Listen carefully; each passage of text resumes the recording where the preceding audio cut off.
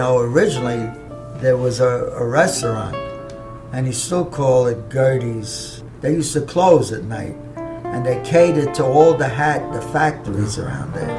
I used to work down in the village. I used to go eat in Gerde's, and my father at that time was put in as a partner. And we took the place over, and we were running under the same routine that he was running before we took over. But 4 years later, the city decided to take over all that area, 9 square blocks. The building was demolished. We were lucky, in a sense. I call it lucky, I don't know, maybe it wasn't. We found a place a block away, and the number was exactly the same. 11 West 3rd, moved to 11 West 4th, just 1 block over. What year was that? This was in 1957. Right around that time, near the shank end of the village beat scene, a young man opened a store in the heart of it all. He called it the Folklore Center. I used to hang around 4th Avenue when I was a pet for about 20 stores out of the 40 stores, and everybody knew me and I knew everybody. And they knew I was interested in folk music and poetry, but more in this case now folklore. I opened the store in 1957, and I'm thinking I was an idiot to open a store with like 10 shelves of scholarly books on folk music on MacDougal Street. I'm totally insane. Did you know that you were going to open Folk City? No, I couldn't even dream. I remember the old Folk City, the old Gerde's, and I used to work there as a waiter on the weekends when he started the shows. And Izzy Young must have came in. It had to be in 59, because when I got out of the service, it was still Gerde's and he still had the restaurant. When I met Mike Porco, he was saying, "Oh, you're Gerde's. This is your place."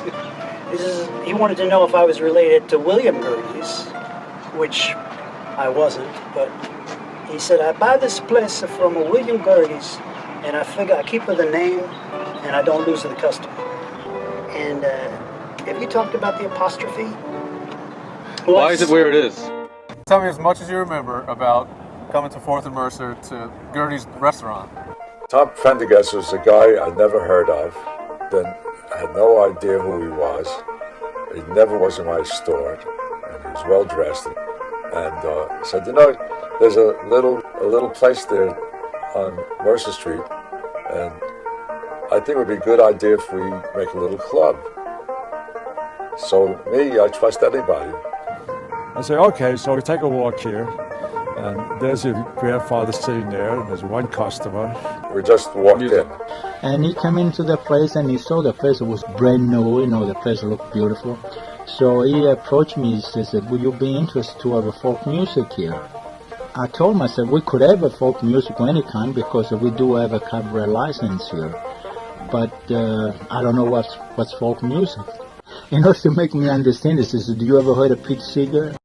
When you first walked in, there was a jukebox on your right, tiny little stage against the wall, and a partition that separated the audience from the bar, and there was always somebody drinking at the bar and listening to the music. I would describe it as a place where people really listened to music. We didn't have videos in those days. No, there were no cameras. You heard what people were doing, but you didn't know exactly how they were doing it until you actually saw them. I would sit there like a deer in the headlight just watching them. There was a nice-sized room, which essentially was a restaurant, and there was a barrier between the room and the bar. And what was unique about Gerde's was that it served liquor. Basically, it was a bar, kind of a dive. And the music was just on this little tiny stage. I mean, it wasn't very big, and it wasn't very high off of the floor. And so there were a few tables that were just sort of focused for the music part of what was going on there, and the rest of the place was just talking. I mean, these days, you would consider it to be an awful gig. But in those days, it wasn't. In those days, that's how all the gigs were. Mike Porco eventually earned himself a spot on New York's greatest stage at Madison Square Garden at the night of the hurricane. The immigrant from Calabria with all of his best friends. Ratso turns back to the show and starts to watch when a familiar figure wanders in front of him. It's Mike Porco, as Joni Mitchell and Richie Havens scamper by. This is Mike. He owns Folk City. Bring him up there with you. No, no, Mike starts to retreat, but Mitchell laughs and grabs one arm, Havens the other, and the old man gets pulled onto the stage. Lots of people make it up, Bob shouts over the din. And most people who make it up you don't see. He slings his guitar off his shoulder, wheels around, and starts off stage, only to bump into Porco, who was shyly singing along behind the front lines. Mike, Bob yells, and grabs his New York father, giving him a bus on the cheek. And the father dismisses the son with a slap on the back.